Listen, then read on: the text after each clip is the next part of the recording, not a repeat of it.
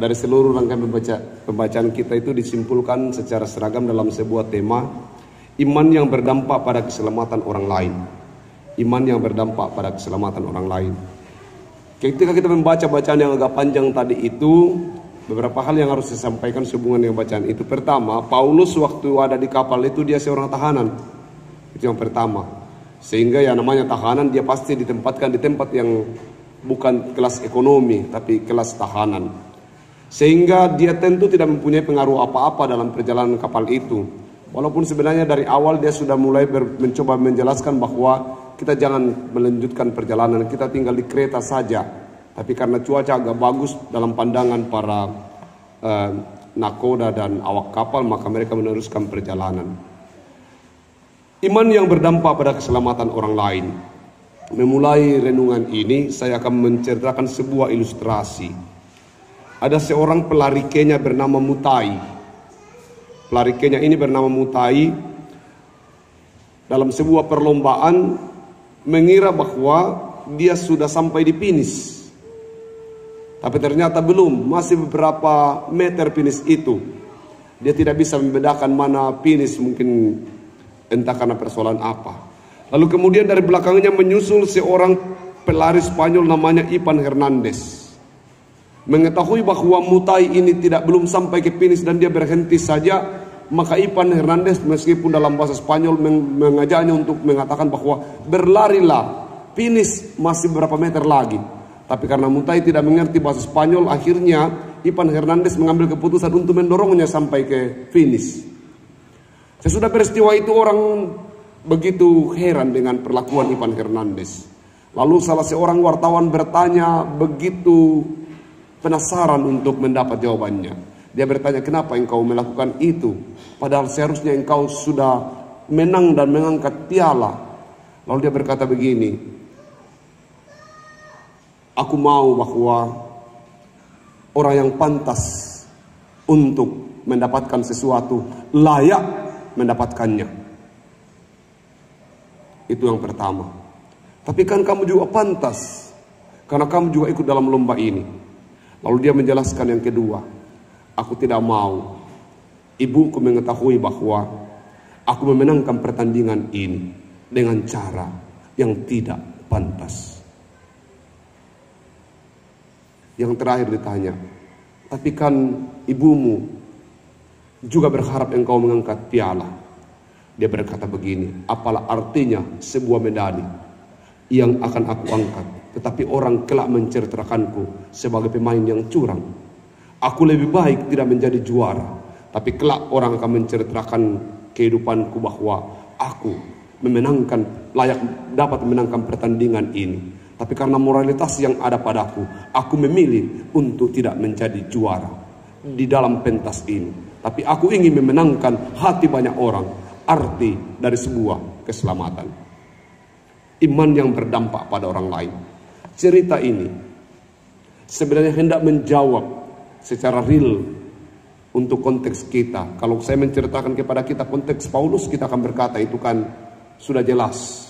Bagaimana Paulus kemudian berkata, aku pasti sampai ke Roma, dan badai ini tidak bisa menghalangiku sampai ke Roma. Itu yang pertama. Yang kedua, bahwa sekalipun dia seorang narapidana berada dalam penjara, imannya berdampak kepada orang lain. 260 jiwa diselamatkan dalam perjalanan itu. Karena apa? Karena kehadiran Paulus di kapal itu. Bersama Kristus, itu yang disampaikan Paulus. Bersama Kristus segala sesuatu dapat dihadapi. Sebagai orang percaya dia mengambil kendali di tengah keadaan yang begitu parah itu. 14 hari dalam perjalanan, dia sekalipun sebagai seorang tahanan dia mengambil kendali. Kenapa dia mengambil kendali? Karena dia yakin bahwa perjalanan ini adalah perjalanan yang pasti sampai di Roma. Ada beberapa syarat-syarat yang harus disampaikan. Dia berkata bahwa siapa saja yang ada di kapal ini akan selamat. Sekalipun beberapa prajurit berusaha untuk melarikan diri, dia berkata, kamu tidak akan selamat kalau kamu keluar dari kapal ini. Hanya kapal ini yang akan hancur, tapi kita semua akan selamat. Ada upaya untuk membunuh mereka karena mereka tahanan, tetapi ada cara Tuhan menolongnya. Kepala pasukan atau kepala perwira berkata, tidak perlu membunuhnya karena dia sudah mulai percaya. Itu gambarannya. Lalu kita kembali kepada ilustrasi tadi. Bapak Ibu jemaat yang dikasihi Tuhan, mendengar cerita bagaimana Ivan Hernandez melakukan aksi yang luar biasa, maka mari kita melihat kembali ke diri kita, atau melihat kembali lingkungan di sekitar kita. Keselamatan yang berdampak, keselamatan yang kita miliki itu harus berdampak kepada orang lain. Seandainya mungkin saya adalah Ivan Hernandez, saya akan memilih katakan, ya baguslah kalau kau tinggal, itu karena kesalahanmu sehingga tidak mau masuk finish, saya pasti akan mengangkat piala hari ini. Tapi dia berkata tidak, dia berhak mendapatkannya, dan aku hanya membantunya untuk mendapatkan apa yang berhak dia dapatkan. Dunia sekarang berbeda. Sebenarnya orang sudah berhak mendapatkannya, tapi kita menghalangi dia untuk mendapatkannya. Iman seperti apa itu? Ivan berkata, dia memang berhak untuk mengangkat piala itu. Aku hanya membantunya untuk mengangkat piala itu. Yang kedua, dia berkata, apa artinya aku memenangkan pertandingan ini dan mengangkat piala ini tetapi mengorbankan orang lain? Dunia sekarang berbeda. Apapun, yang penting saya mengangkat piala. Malah aku harus mengorbankan orang lain untuk mengangkat piala itu. Betapa berbeda jauh dengan realitas kita sebagai orang-orang percaya. Yang ketiga, apa kata ibuku nanti kalau dia tahu bahwa aku menang dan mengangkat piala tapi aku mengorbankan orang lain? Kalau kita mungkin berkata, apa kata Tuhanku kalau aku ada di sini dan memegang pangkat ini, memegang piala dan jabatan ini, tapi aku harus mengorbankan orang lain? Tapi kita tidak. Orang-orang di sekitar kita tidak. Mereka justru berpikir, yang penting saya sudah bisa ada di tempat ini. Terserah siapa yang harus kukorbankan untuk ada di tempat ini. Mari kita belajar bersama seperti yang sudah dilakukan oleh Ivan Hernandez ini. Dia justru berkata, aku ingin sejarah mencatat kehidupanku bahwa aku jauh lebih berharga, bukan karena mengangkat piala itu, tetapi karena aku menunjukkan moralitasku sebagai orang percaya. Iman yang berdampak. Demikianlah sebenarnya yang diceritakan dalam bacaan kita di pagi ini.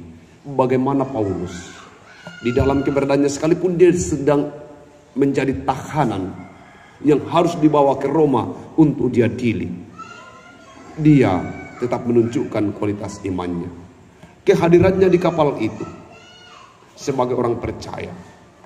Kita mendengarkan ceritanya bagaimana dia menyampaikan bahwa kita semua akan selamat. Bagaimana dia di tengah badai itu mengajak agar orang-orang, ayo makan. Mari kita hadapi semuanya. Kita harus yakin bahwa kita semua yang ada di kapal ini akan selamat. Hanya kapal ini yang akan hancur. Dan akhirnya benar, mereka kemudian mendarat. Dan tempat mendarat itu adalah sebuah pulau yang awalnya mereka tidak tahu itu pulau apa. Tapi ternyata mereka selamat di Pulau Malta namanya. Di Malta kemudian kalau kita membaca selanjutnya cerita ini, sesampainya di situ mereka disambut dengan hangat orang di Malta. Walaupun mereka belum tahu siapa ini. Dan memang setiba di situ Paulus dipatuk oleh seekor ular yang berpisah. Dan orang di situ, ular beludak namanya. Orang di situ berkata, ini pasti pembunuh. Karena sudah hampir meninggal di kapal, di laut, sampai di sini dipatuk lagi ular beludak. Itu hanya orang paling celaka lah yang seperti itu. Tapi kemudian sesudah berapa lama mereka menunggu untuk mati, ternyata Paulus tidak mati. Lalu kemudian berkata, ini pasti dewa. Hanya dewa yang bisa selamat dari patukan ular itu. Apa yang digambarkan dari situ Bapak Ibu? Bahwa kemudian di Malta dia juga imannya berdampak. Lalu kemudian di sana mereka diperlakukan sangat baik sekali. Lalu di sana juga Paulus memberi kesempatan menceritakan iman percaya kepada orang lain. Semoga firman Tuhan ini dan dalam ilustrasi yang sudah sampaikan tadi mengajari kita bahwa kemanapun kita pergi, dan tindakan apapun yang kita ambil, tutur kata apapun yang kita keluarkan dari mulut kita harus memberi dampak. Dampaknya adalah dampak iman kepada orang lain. Ada banyak hal yang bisa kita capai dengan cara yang tidak pantas, tapi mari berhenti melakukan itu. Apa yang harus kita lakukan? Kalau kita memang pantas menerimanya, maka pantaslah kita menerimanya. Tidak akan ada tangan manusia yang mampu menghalangi tangan Tuhan. Kalau belum waktunya untuk mendapatkan apa yang sedang kita impikan, bersabarlah. Percayalah bahwa akan tiba harinya di mana Tuhan memperkenankan kamu mendapatkan hal itu dengan cara yang pantas. Jangan menggunakan cara-cara yang buruk. Iman ini harus berdampak. Dampaknya kepada orang lain. Ada kalanya kita ditawari hal-hal yang tidak layak dan tidak pantas, tetapi itu memang menjadi peluang. Katakan tidak untuk itu. Itu yang disebut dengan iman yang berdampak. Rela membuang hal-hal yang ada hubungannya dengan akan menghalangi keselamatan kita. Itu yang terjadi dalam proses di kapal itu. Bagaimana mereka kemudian membuang barang-barang yang lain demi untuk keselamatan. Gambaran itu tiba kepada kita. Mari kita memulai sekarang memperlihatkan iman kita, iman yang berdampak. Terakhir, dulu waktu saya baru datang di Kalando, kalau hari Minggu itu tidak ada orang yang bekerja. Orang Bugis pun tidak berani panggil orang di Kalando untuk bekerja. Karena memang mereka sudah tahu bahwa kalau hari Minggu tidak ada orang bekerja. Kalau orang Kristen tidak bekerja pada hari Minggu. Kecuali hal-hal yang tidak bisa terhindari. Dan sampai hari ini, kalau Anda ke Kalando, Anda akan melihat hal itu. Dan tidak ada orang di Kalando yang bekerja pada hari Minggu. Di kampung saya juga begitu. Malah lebih ekstrim lagi. Tapi ini cerita lama. Di kampung saya, kalau hari Minggu tidak ada orang bekerja. Kalau tidak ada kayu, boleh ambil kayu. Tapi cuman cukup untuk memasak hari itu. Untuk memasak selanjutnya harus ambil besok subuh. Tidak boleh mencuci pakaian pada hari Minggu. Bayangkan itu saking ketatnya. Tapi mereka juga sudah mulai berubah dalam pemahaman. Tapi yang saya mau ceritakan di sini adalah bagaimana kita menunjukkan siapa diri kita di hadapan orang lain. Menunjukkan kualitas iman kita di hadapan orang lain. Jauh sebelum mereka kemudian mengukur kualitas iman kita. Di Mamasa